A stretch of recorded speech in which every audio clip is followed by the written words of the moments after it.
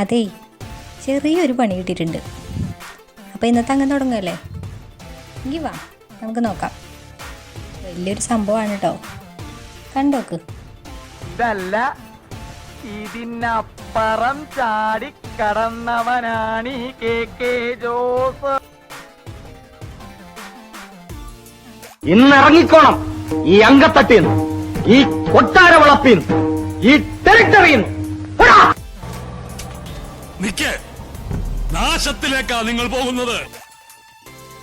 അതെ, നാശത്തിലോട്ടായിരുന്നു പോക്ക്. ഇല്ല കേട്ടോ, ചുമ്മാ പറഞ്ഞ. അതാണ് സംഭവം. നമ്മുടെ പഴയ ഒരു എന്താ ഇതിനെ പറയാ, സ്റ്റീരിയോന്നോ അതോ FM എന്നോ അങ്ങനെ എന്തോ ഒരു സംഭവം. ഓടിക്കോ ഓടിക്കോ, കീലേരി കീലേരി. നീ എത്ര കാലം ഓടണ? ഇതാ എല്ലാരോടായിട്ട് പറയാണ്, എന്നെ അനുസരിച്ചും ബഹുമാനിച്ചും ജീവിച്ചാൽ കൊള്ളാം. കത്തിക്കുത്ത് കീലേരി അച്ഛന് പുത്തരിയല്ല. എന്നോട് കളിക്കാൻ ധൈര്യമുള്ളവരുടെ ഇറങ്ങി വാടാ. പൊടി പിടിച്ച് ടെറസിൻ്റെ മുകളിൽ കിടന്നിരുന്നതാ. ഇന്നലെ നമുക്കൊരു ഓർഡർ കിട്ടി. ആരാന്നറിയോ? കെട്ടിയവൻ്റെ വക. അത് മുഴുവൻ താഴെ ഇറക്കി കൊണ്ടുവന്ന് പൊടി തട്ടി ക്ലീനാക്കി വയ്ക്കാൻ. അങ്ങനെ ഞാൻ പണി തുടങ്ങി ഗൈസ്. മനസ്സാണ് ലോകത്തിലെ ഏറ്റവും വലിയ ശക്തി, പേടിക്കരുത്. എന്തൊക്കെയായിരുന്നു, എല്ലാം ചുറ്റിപ്പോയി. തളരരുത് രാമൻകുട്ടി, തളരരുത്. കലാകാരനല്ലാത്തവരെ സമൂഹം അംഗീകരിക്കില്ല. നീ സമാധാനിക്ക്. ഇപ്പം കണ്ട ഒരു തീവ്രവാദി ലുക്കുണ്ടല്ലേ? ഞാൻ അങ്ങനെ പൊടി തട്ടിക്കൊണ്ടിരിക്കുകയായിരുന്നു. കളിച്ച് കളിച്ച് കാക്ക വരെ വെല്ലുവിളിച്ചു തുടങ്ങി. എൻ്റെ ഒരു അവസ്ഥയെ.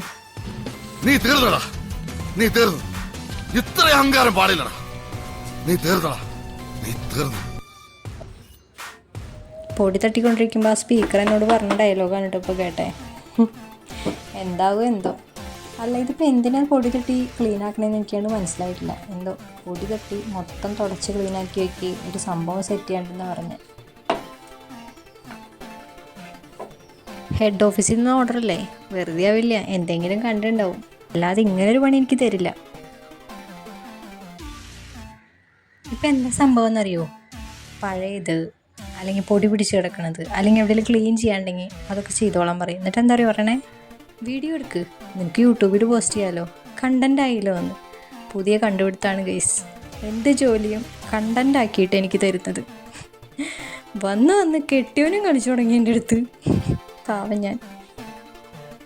എൻ്റെ കണ്ടൻറ്റ് നൈസായിട്ട് മൂപ്പര് മുതലെടുക്കണ്ടോ എന്ന് എനിക്കൊരു ഡൗട്ടില്ല. അതില്ല, എന്തേലും ആവട്ടെ. പണി കഴിഞ്ഞപ്പോഴേക്കും പത വന്നു ഗൈസ്.